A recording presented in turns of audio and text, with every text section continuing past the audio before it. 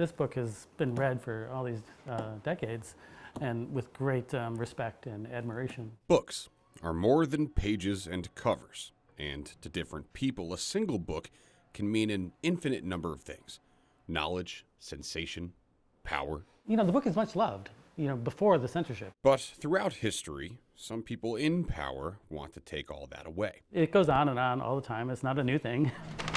At Scuppernong Books in downtown Greensboro, it's their slow time of year. Yes, we sold out quickly, Mike. So we're just now getting restocked again. But near the front of the store, you'll see copies of the same book, each with a different name assigned, waiting to be picked up. What censorship often does, it leads to an explosion in book sales, and Maus is just sold out everywhere in the country. Last month, the McMinn County School Board in Tennessee voted to ban Maus, a Pulitzer Prize-winning graphic novel about the Holocaust. It's the story written by a son of his father and mother's experiences, growing up in Poland, meeting, falling in love, and then experiencing the traumas of the Holocaust. There are swear words. There is nudity. And there's a couple instances where the prisoners, after being brought to a concentration camp, have been stripped down, and so there's naked bodies that are displayed.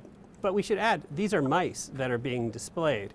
These are not pornographic scenes. These are not sexually explicit scenes. Benign is how Dr. Barry Trachtenberg, Rubin Presidential Chair of Jewish History at Wake Forest University, categorizes those concerns. One of the very first acts of the Nazis when they got into power was they banned books. Having taught the book to students for years, the lessons in these pages are intense. As people began to read it and to understand what Spiegelman was trying to contend with in the work, they realized this was a valuable tool for people to understand this trauma. Detailing that trauma, racism, and prejudice in two periods of time: in Poland, when it was under Nazi occupation, and then America in the 1970s and 80s. I think the point of the school board and their defenders is that they don't want the true history of the Holocaust to be taught any longer.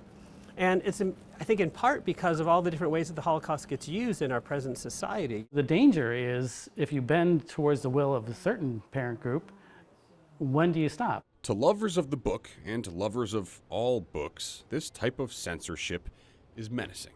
I think that's just terribly dangerous. And the truth is, this is how fascism begins. It doesn't begin from the top down where a leader just goes in and makes sweeping changes in society. It happens in these small, insidious ways. Often it is about political authoritarianism, like 1984 or Animal Farm. These are books that are directly addressing censorship. All of the books you see here have been banned at some point in the United States. Even the best-selling franchise of all time. In the extreme, it leads to authoritarian culture, right? It leads to the burning of books, which is happening again. It seems extraordinary that we can be talking about this. In the first week of January, according to NPD BookScan, there were nearly 1,700 copies of Maus sold in the U.S.